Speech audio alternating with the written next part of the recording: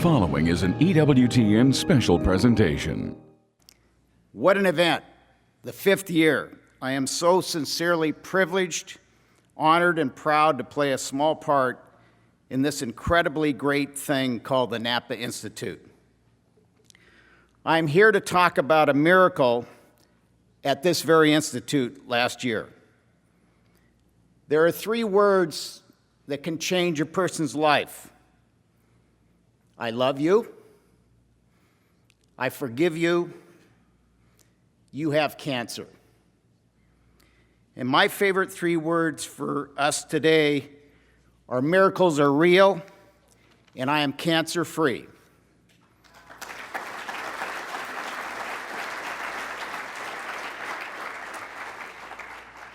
I know miracles are real because I am standing here talking to you today. And I'm here for one reason. All of us need to believe in miracles. I'm hoping I can help with that and to share with you how, with the help of God, my family, and yes, the Napa Institute, miracles can happen to you as well. It all started July 13th, 2014, when I was diagnosed with stage 4 colon cancer that had spread to my liver.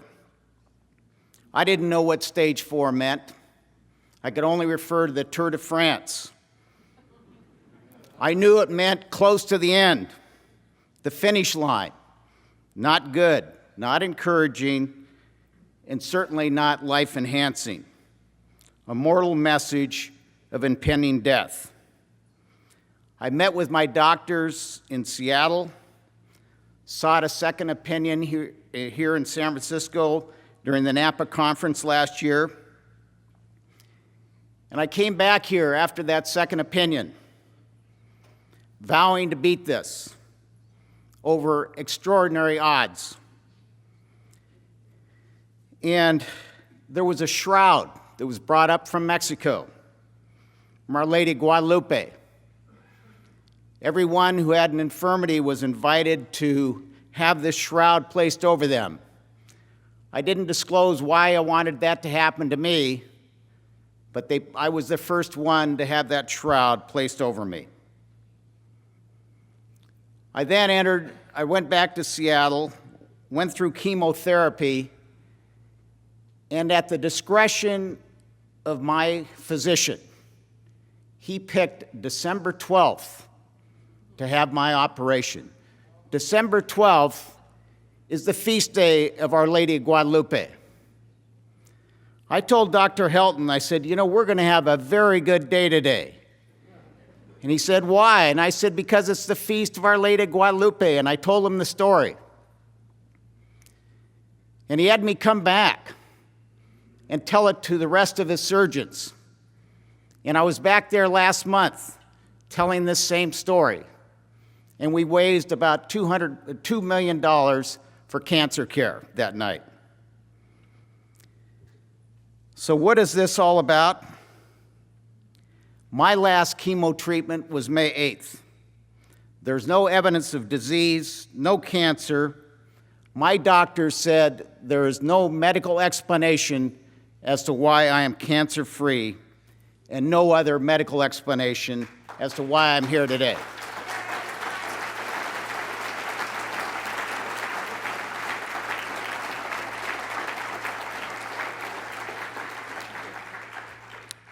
I've realized that God must have more work for me to do. Part of my work is to continue to be involved in this Napa Institute, to encourage you to believe in the miraculous, to surround yourself with positive people, an amazing support system, to continue to help support the Napa Institute and its miracle works. I tried to put this all in perspective, and I looked at what Michael Josephson had written in 2003 and thought this has a remarkable message for me and maybe all of us. So what will matter? How will the value of your days be measured? What will matter is not what you bought, but what you built. Not what you got, but what you gave. What will matter is not your success, but your significance. What will matter is not what you learned, but what you taught. What will matter is every act of integrity, compassion, courage, or sacrifice that enriched, empowered, or encouraged others to emulate your example.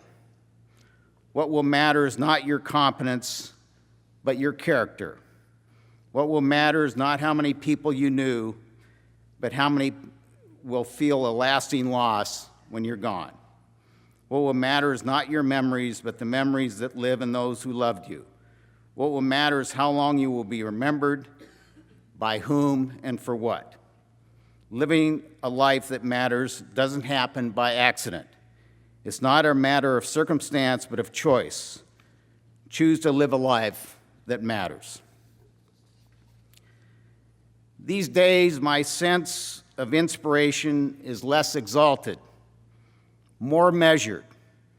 I find it in the people around me, in the things that they do day to day, the way they care for their families, the way that they do what is right, their authenticity, humility, generosity of spirit, the smile or grin or warmth or strength they bring to the rest of us, the grace they share, the courage.